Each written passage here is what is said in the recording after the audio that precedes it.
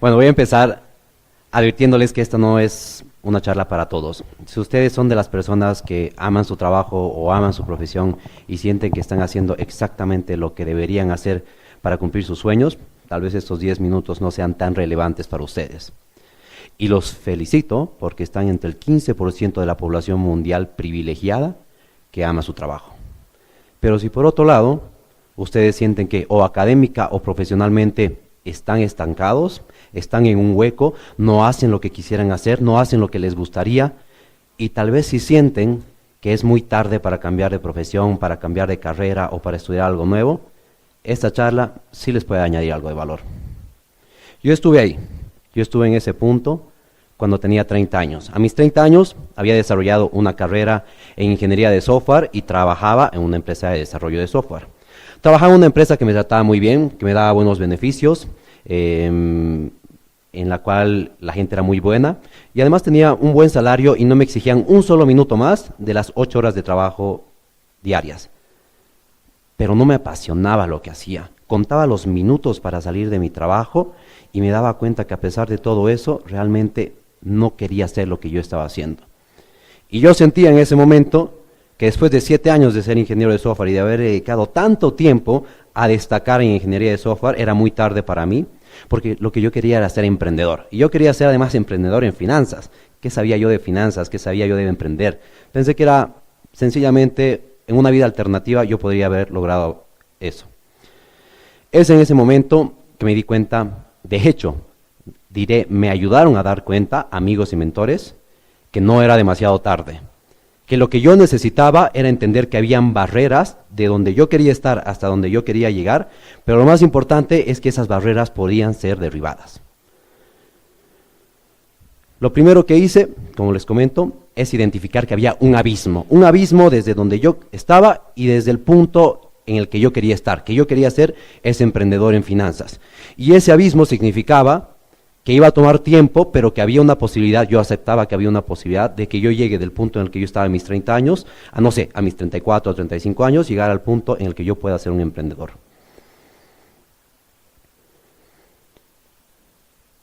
En mi caso, el abismo o los obstáculos que yo había identificado, esas barreras, eran dos. Una, como había hecho toda una carrera como ingeniero de software, yo no sabía qué era manejar una empresa, no sabía marketing, no sabía estrategia, no sabía ventas, entonces ¿cómo iba a ser yo capaz de ser emprendedor? Esa era mi primera barrera, mi primer obstáculo.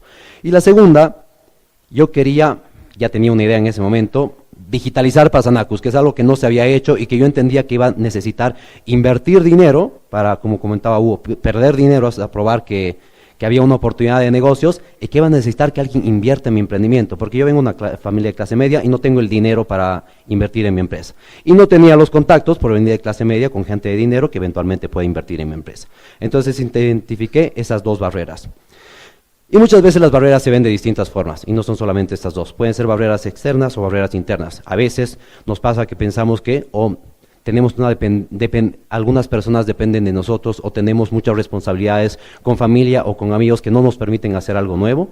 A veces sentimos que no hemos tenido acceso a las oportunidades económicas, privilegios o de tiempo para hacer algo nuevo, pero también muchas veces esas barreras son internas. Es el sentir que no somos suficientemente buenos, es el tener miedo al fraude y muchas veces es el tener miedo a lo que las otras personas digan de nosotros, lo que los otros digan al vernos fracasar o al empezar algo nuevo. Pero créanme que todas esas barreras pueden ser derribadas.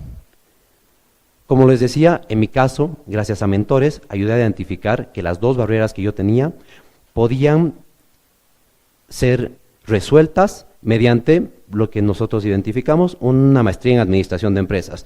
¿Por qué? Porque una maestría en administración de empresas me iba a permitir empezar a conocer cómo manejar una empresa, como dice el nombre de la maestría, y dos, me iba a permitir, si lo ejecutaba de forma correcta, conectar con gente de dinero que eventualmente puede invertir en mi emprendimiento. Y como les digo, esto yo no lo identifiqué solo, y no podría haberlo identificado solo, sino que entendí que yo quería ser emprendedor y poco o nada sabía de emprendimiento, quería trabajar en finanzas y realmente no sabía ni cómo hacer un estado financiero. Entonces me conecté con gente que había pasado por esos procesos y que me iban a poder dar una opinión externa, una opinión válida y una opinión real de qué es lo que yo necesitaba para llegar a ese punto. Y como les digo, aprendí a identificar que necesitaba una maestría en administración de empresas. Tal vez la primera parte, la de administración de empresas, si me hubiese hecho entender sin ayuda de ellos que esta maestría me iba a ayudar a manejar una empresa. Pero la segunda parte jamás lo hubiese descubierto sin ayuda de los mentores. Y esta segunda parte era el entender que una maestría en administración de empresas en las mejores universidades en Europa o en Estados Unidos es una herramienta de escalabilidad social.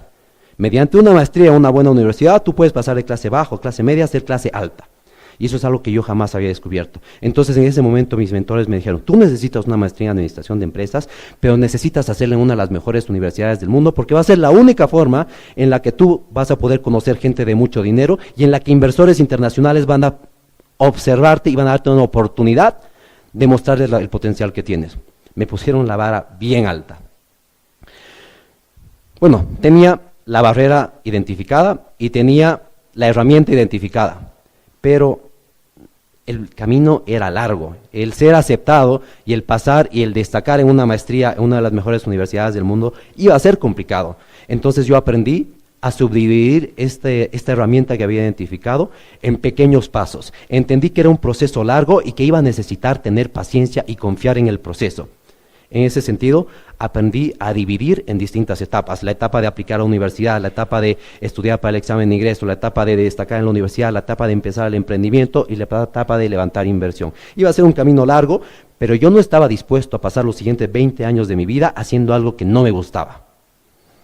Los siguientes 3 años fueron bastante difíciles, me esforcé muchísimo, gocé muchísimo, pero me esforcé muchísimo y realmente le puse mucho empeño a llegar a este punto que yo había identificado. Estudié todos los días durante 8 meses, por lo menos 1 hora para dar el examen de admisión, hasta cambié mi dieta y empecé a hacer ejercicio solo para estar mentalmente más adepto a dar un examen de admisión. Y bueno, después de eso valió la pena, creo que realmente valió la pena. Fui aceptado en la Universidad de Oxford con una beca completa para 2 maestrías. Estuve 2 años estudiando en Oxford y después de Oxford ahora hago lo que me encanta. Ahora soy emprendedor y estoy realmente digitalizando Pasanacus a nivel internacional. Y bueno, tal vez ustedes digan, ok, en el momento en que Diego dijo, yo estudié en Oxford, ya me perdieron, porque Diego es Diego. Él es más inteligente, él ha tenido oportunidades, que él conocía gente, él tenía dinero, yo no. Pero déjenme decirles que hace 15 años yo estaba acá. ¿Y por qué estaba acá? Porque hace 15 años yo salí a bachiller de un colegio en Sucre igual que ustedes y estaba estudiando en una universidad boliviana igual que ustedes. Es más, yo salí graduado de la Católica con el promedio número 16 entre 20 alumnos de mi carrera. Ni siquiera era el alumno más destacado de mi carrera. Entonces yo les quiero decir que no soy una persona distinta y que lo que les cuento es algo que creo que ustedes, si lo identifican, también lo pueden lograr. Y bueno, para mí Oxford era una herramienta. Lo que yo quería hacer era emprendedor. Entonces Oxford realmente me ayudó porque en Oxford conocí a mis primeros inversores y hoy en día tenemos inversión de la misma Universidad de Oxford y de inversores de Estados Unidos, Perú e Inglaterra. Y hoy en día estamos trabajando con mi emprendimiento, con el banco más grande de Bolivia, Banco Sol, y con los bancos más grandes de Perú. Este ha sido un camino bastante difícil, pero bastante importante. Y bueno, lo que aprendí es que muchas veces es bueno ver a personas externas, pero es bueno ver a personas externas no para compararnos, porque lo que pasa con las redes sociales es que generalmente escuchamos podcasts de emprendedores que han levantado millones de dólares y que de un día para el otro ya eran millonarios y tenían 100,000 usuarios en sus plataformas. Pero esos no son los casos reales, esos no son los casos de la mayoría de las personas. Y nosotros no necesariamente tenemos que seguir ese mismo camino para ser exitosos. Yo podría haberme resignado y decir, ok, yo tengo 30 años, estoy empezando una nueva carrera. Y seguramente hay alguien de Estados Unidos que a sus 18 años empezó a estudiar finanzas en Harvard, que tiene padres con dinero y que le va a ser mucho más fácil llegar a ser el emprendedor que yo estoy pensando ser. Entonces, ¿para qué vale la pena hacer todo eso? Él tiene muchísima ventaja y yo estoy muy retrasado. Y efectivamente hay muchas personas que tienen ventajas y que tienen una travesía mucho más rápida que nosotros para llegar donde queremos estar, pero eso no significa que no podamos ser exitosos. Tal vez nuestros caminos sean más lentos, con más fracasos, con más problemas, pero no significa que a nuestro propio modo podamos ser exitosos de una forma distinta. Entonces yo entendí que es bueno compararnos, pero compararnos no para darnos de baja, sino para entender que queremos llegar a ser como esas personas y para lucharle y buscar la forma de llegar a ser como esas personas. Lo importante también es compararnos con nosotros el día anterior. Si yo siento que hoy he dado un paso respecto a mi yo del día anterior y que estoy en un proceso, en un camino para llegar donde quiero estar, eso es lo importante. Generalmente, muchas veces los obstáculos somos nosotros mismos, pues pensamos que ya es demasiado tarde, que no tenemos acceso a oportunidades y que en muchos casos tomamos incluso en cuenta esto que yo aprendí en finanzas que se llaman los costos hundidos. El decir en finanzas, ya he invertido $20,000 en este proyecto, no está funcionando, pero ya he invertido tanto, le invertiré $5,000 más y luego le invertiré $4,000 más y vas perdiendo y vas perdiendo. A veces nos sucede lo mismo con nuestras carreras y me sucedía a mí, 7 años estudiando ingeniería, dándolo todo para ser ingeniero y un momento me gustaba la ingeniería, pero luego dije, ok, eso es un costo perdido. El día de hoy no me gusta ser ingeniero, no quiero ser ingeniero en el futuro, entonces no importa todo lo que he hecho en el futuro, solo importa lo que hago hoy y desde el día de hoy hacia el futuro. Entonces les invito a no pensar en los costos hundidos, sino solamente pensar en las personas que quieren ser en el futuro y no tomar en cuenta todo lo que ha pasado en el pasado. Y nunca es tarde para empezar algo nuevo y para ser exitoso en algo nuevo. Y quisiera aquí hablar de el ejemplo de alguien que tal vez es más cercano a nosotros. Héctor Garibay, nuestro ídolo de marcha. Héctor Garibay hace 4 años era futbolista profesional y se había lesionado la pierna. Le habían dicho que no iba a poder volver a jugar fútbol. Empezó a trabajar como taxista y Héctor empezó a correr solamente porque era una forma de rehabilitarse para volver a caminar. 3 años después, Héctor consiguió la marca, el récord sudamericano en marcha y nos ha representado en las Olimpiadas, solamente 3 años después. Y tal vez después de las Olimpiadas nosotros nos decepcionamos ver un puesto 66 de Héctor porque esperábamos una medalla. Pero lo que dijo Héctor después de las Olimpiadas fue, yo recién voy corriendo 3 años. Yo no puedo ser el mejor del mundo solamente en 3 años y estoy orgulloso de haber llegado a las Olimpiadas porque para mí ya es un paso importante y me van a ver en 4 años más y en 4 años más yo estoy seguro que Héctor va a tener muy buenos resultados porque Héctor confía en el proceso, porque Héctor no se deja vencer por las opiniones externas o por los problemas o por lo que podría parecer que es un fracaso, sino que Héctor sabe que es un proceso largo. Pasamos 40 horas de nuestra semana trabajando, es decir, pasamos más tiempo trabajando que compartiendo con nuestros amigos, con nuestros seres queridos o haciendo las cosas que nos diviertan. Me parece muy fuerte pensar que vamos a pasar 40 horas de nuestra semana o la mayor parte de nuestro tiempo haciendo algo que no nos gusta. Es por eso que yo les invito a realmente ponerse un objetivo. Si están haciendo lo que les gusta, felicidades, una vez más.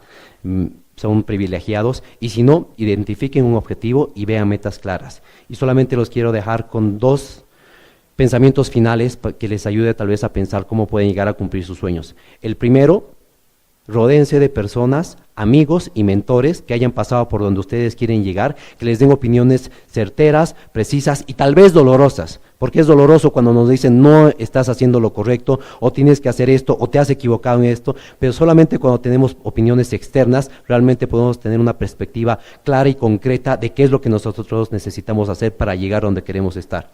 Y lo segundo que igual ya les mencionaba, no piensen en los costos que hayan asumido el día de hoy, sino que vean su vida solamente desde hoy hacia adelante.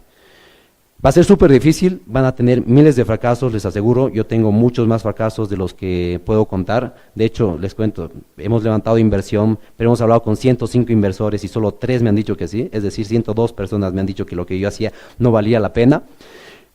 Pero les puedo asegurar que el despertarte todos los días y trabajar por lo que haces es invaluable y que realmente vale la pena y valen todas las lágrimas y valen todos los esfuerzos. Gracias.